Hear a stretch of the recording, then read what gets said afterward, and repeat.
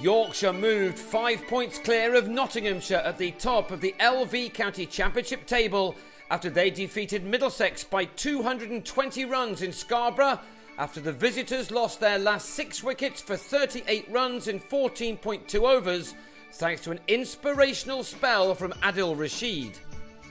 Andrew Gale declared Yorkshire's innings overnight on 400 for 5, and that gave Middlesex 96 overs to get 422 to win or to survive, and they were helped when Chris Rogers was put down behind by Johnny Bairstow off Ryan's side bottom. The fielders' frustration could be seen there, while Jack Brooks was set to explode when Nick Gubbins stood his ground after edging to Adam Lyth in the morning's 8th over. After a consultation between the two umpires, it was given out. Yorkshire were clearly up for the task at hand, knowing that a victory here would just about eliminate their opponents from the title race.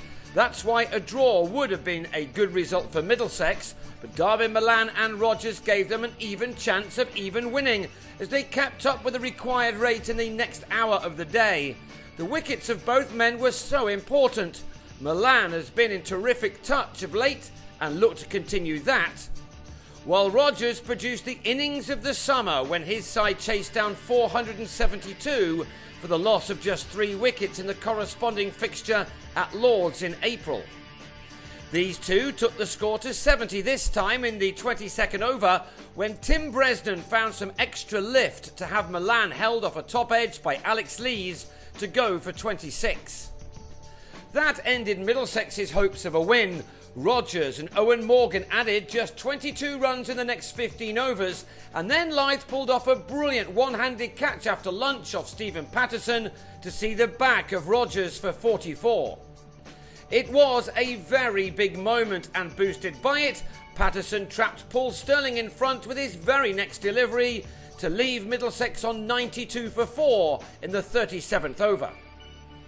So the chance of winning had disappeared, and scrapping for the draw was not going to be easy now either.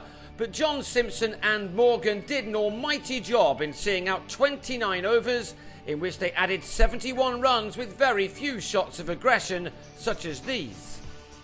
Rashid was the 7th bowler to be used, and he was the one that started to make Middlesex nervous.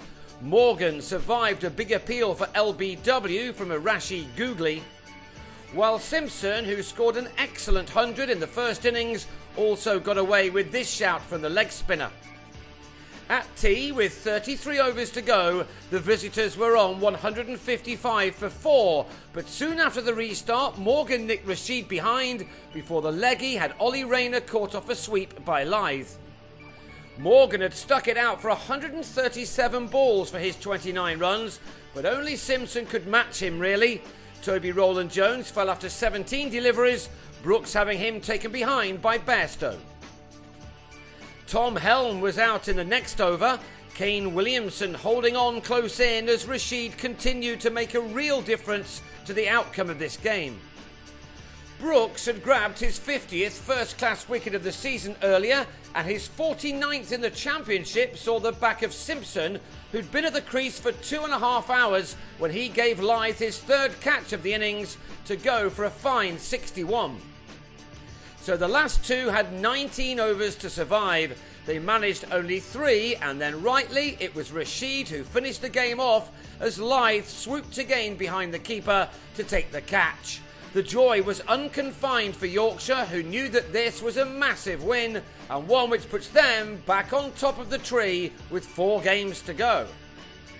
Rashid was their hero on this occasion as he claimed figures of 4 for 27 from 17.5 overs, while Brooks took 3 for 30 as Middlesex were dismissed for 201 to lose by 220 runs. Yorkshire bagged 21 points to their visitors' 4. So, with their next game back at North Marine Road on August the 15th against Sussex, the White Rose County are topped by 5 points, while Middlesex, who don't return to 4-day action until the end of August, are now 37 points behind.